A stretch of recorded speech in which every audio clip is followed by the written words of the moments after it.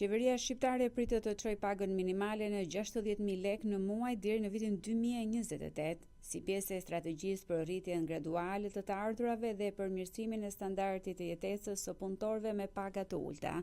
Sipas burimeve pranë Ministrisë së Financave dhe Ekonomisë, qeveria po shqyrton një skenar të ri, afatmesëm që parashikon që në vitin 2027 të mos ketë rritje të pagës minimale për të aplikuar rritjen tjetër në janar 2028 me 10.000 lekë më shumë se niveli 2026-s.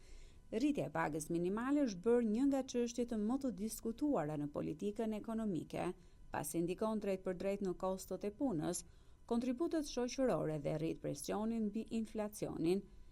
Përfaqësues të bizneseve shprehin shqetësime se rritjet e shpejta mund të rëndojnë sektorët me intensitet të lartë pune si fasoneria dhe shërbimet, ku në themel të biznesit është krahu i lirë i punës. Vendimi për rritje në 60.000 lekë pritet të konkretizohet në kuadër të paketës fiskale të viteve 2027-2028, pas konsultimeve me grupet e interesit dhe analizës së ndikimit në tregun e punës.